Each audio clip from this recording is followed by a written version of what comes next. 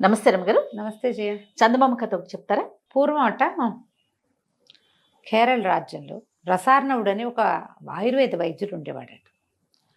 ఆయన చాలా కాలం గురు శుశ్రూష చేసి ఎన్నో గ్రంథాలు చదివి వైద్యం చేసేవారు. అమృతహస్తమే అయింది. ఆయన చేత్తో కుదరని జబ్బే లేదు. అద్భుతమైన వైద్యం చేసేవాడు. ఈ రసార్ణవుడి కుమారుడు సోమదత్తుడు. అతను కూడా ఆయుర్వేద వైద్యమే. సాధారణంగా అనుచానంగా వైద్యాలు వస్తూ ఉంటాయి. వంశపారంపర్యంగా చేస్తారు. అయితే ఏమైంది, కుర్రవాడు కూడా చేస్తుండేవాడు వైద్యం. ఈయనకి ఒకసారి ఏమనిపించిందంటే, నేను ఇంతకాలం గురు శుశ్రూష చేసి మా నాన్నగారి దగ్గర ఎన్నో తాళపత్రాలు ఉండి నేను ఎంతో భక్తి తత్పరతతోటి ఈ పని చేస్తున్నాను. అనుచానంగా వస్తుంది కాబట్టి నా కొడుక్కి కూడా వచ్చింది, కానీ నాలాగా వీడు చేయలేకపోతున్నాడు. నా అంత అనుభవం వీడికి రాలా. అందుకని ఏదైనా ఒక దైవ సహాయం లభించాలి. నాడి చూసి వైద్యాన్ని వీడి జబ్బు ఇదేని పసిగట్టగలగాలి. వాడి చేత్తో ఏది వచ్చినా తగ్గిపోవాలి. దీనికి ఏదైనా ఒక దైవ సహాయం తీసుకుందామని అనిపించింది. ఆయన కొడుక్కి తన వైద్య వృత్తి అప్పచెప్పి, ఇల్లు వాకిలి ఆశ్రమం అన్నీ అప్పచెప్పి, తోటలు దొడ్లు ఉన్నాయి, ఇవన్నిట్లలో ఈ మన మూలికలు అవి ఉండేవి. తపస్సుకి వెళ్ళిపోయాడు.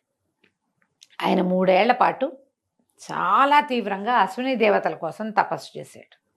అశ్విని దేవతలు కొంచెం సులువుగా ప్రత్యక్షం అవుతారు. మనం ఇంతకు ముందు కూడా ఒక కథ చెప్పుకున్నాం. అయితే ఈ దేవతలు ఇద్దరు ప్రత్యక్షం అయ్యారు. ఏం కావాలి నీకు అని అడిగితే, ఒక అద్భుతమైన వైద్యం చేయగలిగే చెట్టు, దానివల్ల కుదరని జబ్బు లేకుండా చేయమని అడిగారు. ఇవ్వమని అని అడిగాడు. ఒక మూలిక అలాంటిది ఇవ్వమంటే వాళ్ళు ఏం చేశారట, కొన్ని గింజలు ఇచ్చారు. ఒక గింజలు ఇచ్చి, ఈ గింజల్ని పాతిపెట్టు, దీని నుంచి ఒక మహావృక్షం వస్తుంది. ఇది స్వార్థరహితంగా చేసినంతకాలం దాంతో ప్రతి జబ్బు తగ్గిపోతుంది. స్వార్థం లేకుండా చెయ్యాలి, స్వార్థరహితంగా చేసినంత కాలం పనిచేస్తుంది. దీనికి ఒక ఫలం కాస్తుంది, అది స్వర్గ ఫలాన్ని ఇస్తుంది, అమృత ఫలం. అది స్వార్థంతో తీస్తే మాత్రం రాదు. స్వార్థంతో తీసారా వేరే అడ్వర్స్గా వచ్చేస్తాయి. ఆ పండు కోసాక ఇంక ఈ చెట్టు లాభం లేదు అని చెప్పారు. ఈయన బీజాలు తీసుకుని మళ్ళా కేరళ రాజ్యానికి వచ్చేసాడు. వచ్చాక తన వాకిట్లో ఒక పక్కగా మంచి ఈశాన్య దిక్కున ఈ అద్భుతమైన గింజల్ని, దేవతలు ఇచ్చిన గింజల్ని నాటాడు. చూస్తూ ఉండగానే ఒక చెట్టు మొలిచింది. తక్కువ రోజులుండి అది మహావృక్షమైంది. దాని ఆకుతో తలనొప్పి, కడుపుల నొప్పి, వీపు నొప్పి, వేలు నొప్పి, పడింది గాయం, కాలిన గాయం అన్నీ నయమైపోయేవి. ఆకులు కోయటం, చూర్ణం చేయటం, ఇచ్చేయటం, రసం తీయటం, ఇచ్చేయటం, ఆకులు తీసి పుండు మీద వేస్తే మానిపోతుంది. దీనికి చిటారు కొమ్మన ఒక ఎర్రని అద్భుతమైన అంత ఫలం కాసింది. ఒకటే. వచ్చిన వాళ్ళందరికీ రసార్ణవుడు చెప్పేవాడు, అది విషఫలం, ఆ కండు కోయకూడదు. ఈ ఆకులు కూడా తండ్రి కొడుకే పనిచేస్తాయి, వీళ్ళే కోస్తారు, వాళ్ళకే కదా అది వచ్చింది. అవును. చక్కగా వైద్యం చేసేవాళ్ళు. జరిగింది కొంతకాలం జరిగాక రసార్ణవుడు పెద్దవాడైపోయాడు. ఆయన మరణించే సమయంలో కొడుకుని దగ్గర పిలిచాడు. నాయన, విషఫలం అని చెప్పే కానీ అది విషఫలం కాదురా, అది అమృత ఫలం. ఓహో, ఈ చెట్టు ఆకులు నువ్వు స్వార్థం లేనన్నాళ్ళు నీకు పనిచేస్తాయి. స్వార్థం నీ బుద్ధిలోకి వచ్చిందా, ఈ ఆకులు పనిచేయి అంటే కొడుకు అన్నాడు. సోమదత్తుడు ఆతృతగా, నాన్న నువ్వు అమృత ఫలం అంటున్నావు, చచ్చిపోయేందుకు సిద్ధంగా ఉన్నావు, ఆ పండు కోసి నువ్వు తీసుకుంటే నువ్వు బతుకుతావు, మన కోసమే కదా అశ్విని దేవతలు ఇచ్చింది అంటే ఆయన చెప్పాడు, కాదురా నాయన, ఆ పండు కోసామా ఇక ఈ చెట్టు పనిచేయదు. ఓహో, ఈ చెట్టే మన జీవనం, ఈ చెట్టు వల్లే అందరికీ జబ్బులు తగ్గుతున్నాయి, ఈ చెట్టే మన ప్రఖ్యాతి, స్వార్థం రాకుండా చూసుకో, పండు మాత్రం కోయొద్దు. బాగుంది. సోమదత్తుడు ఎంతకాలమో వైద్యం చేస్తూ ఉండేవాడు. వచ్చిన వాళ్ళంతా అడిగేవాళ్ళు, మా నాన్నగారు అది విషఫలం అన్నారు, ఆ పండు ఉంటేనే ఈ చెట్టుకు బలం, కానీ అది కోయకూడదు, ఏదో చెప్పేవాడు. ఎవరు దాని జోలికి వెళ్ళేవాళ్ళు కదా. ఈ డాక్టర్ దగ్గరికి వచ్చే వాళ్ళంతా జబ్బులు మారి వాళ్లే కదా, వేరే యావగేషన్స్ తోటి ఎవడు రాడు అక్కడికి. అంతేగా, కొత్త ఐడియాలతో రారు. ప్రతి వాళ్ళు వైద్యం కోసమే వస్తారు. డాక్టర్ల దగ్గరికి వచ్చేందుకు పిచ్చి వేషాలు వేయడానికి వస్తున్నారంటే ఎవరైనా వాళ్ళు మనుషులుగా ఉండడానికి కూడా పనికిరారు. అంతే, డాక్టర్ దగ్గరికి వైద్యం కోసమే వెళ్ళాలి. అయితే ఏమైంది, కొంతకాలం గడిచాక ఆ ఊరి రాజ్యం తాలూకు రాజుగారికి విపరీతమైన కడుపులో నొప్పి, ఎన్ని మందులు వాడారో తగ్గల. రకరకాల మందులు వేసుకుని ఆయన కడుపులో మంటలు పుట్టేవి, పిసుకు పుట్టేసేది. ఇంతలో ఎవరో చెప్పారు, రసార్ణవుడి కుమారుడైన సోమదత్తుడు అద్భుతమైన మూలికా వైద్యం చేస్తాడని, అతను చెయ్యి పడితే తగ్గిపోతుంది. ఆయన వెళ్దామనుకున్నాడు. ఆయన బతికేలాగా లేడు ఆ నొప్పితోటి, ఆ ఉదరసూలతో.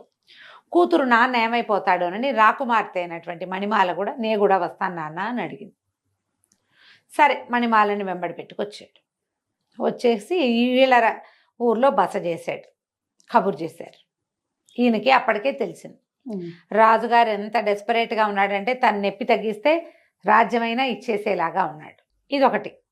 రెండో భర్త కూతుర్ని వెంట పెట్టుకొచ్చాడు. 20 సంవత్సరాల అమ్మాయి, ఎంత అందగత్తో, ఒక్కతే పిల్ల. ఆ పిల్లని చేసుకున్న వాడికే రాజ్యం వస్తుంది. ఈ సోమదత్తుడు నడి వయసు వచ్చేదాకా ఇతనికి స్వార్థం రాల, కానీ ఇప్పుడు వచ్చింది.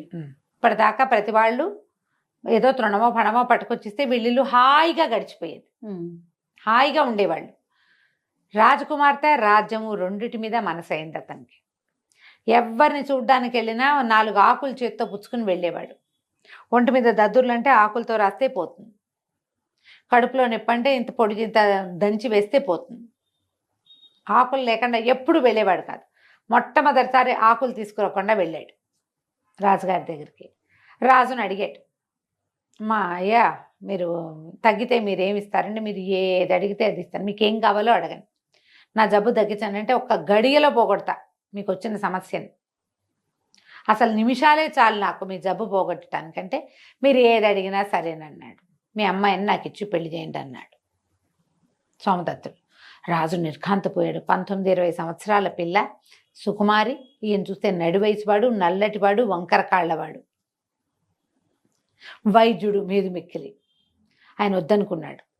ఏముంది, ఎట్టాగో చచ్చిన సిద్ధంగా ఉన్న, పోతే పోతా, పిల్లకి ఎవరో క్షత్రియుడు దొరుకుతాడు సరిపోతుంది అంటే, కూతురు ఒప్పుకోవాలి. కాదు నాన్న, నీ నొప్పి తగ్గి బాధ తగ్గి ఇంకా నీకు నడి వయసు వాడివే, ఇప్పుడే నువ్వు ఎందుకు మరణించాలి, నువ్వు వృద్ధుడివి కాదు, పోని చేస్తానని ఒప్పుకో.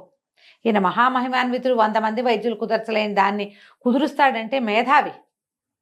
మేధావితో వివాహం కూడా మంచిదే కదా నాన్న అని బతిమలాడింది. అయితే మంత్రి గారు ఏమన్నాడు, ఒకవేళ కుదరకపోతే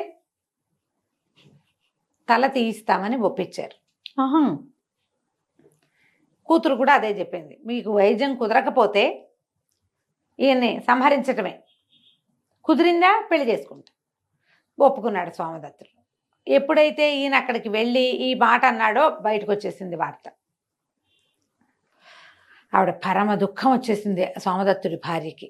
ఇంతకాలం 40 వయసు వచ్చింది, ఇంత పెద్దవాడయ్యాడు, 50 ఏళ్ళు వస్తే ఇప్పుడు రాజకుమార్తెను పెళ్లి చేసుకుంటే నా జీవితం ఏమవుతుంది, నేనేం చేయాలి? అంతేగా, అలాగే కదా ఆలోచన వస్తుంది జయ. మరి ఆడవాళ్ళ జీవితం ఏమవుతుంది ఈ కాలం అంటే? మరి ఏమైనా 50 ఏళ్ళు వచ్చాక పెళ్లిళ్ళు చేసుకుంటున్నారేమో. పాతకాలాల్లో ఏం చేసుకునేవాళ్ళు? భర్త ఇంకొక స్త్రీతో ఉంటుంటే ఈ భార్యల పరిస్థితి ఏంటి?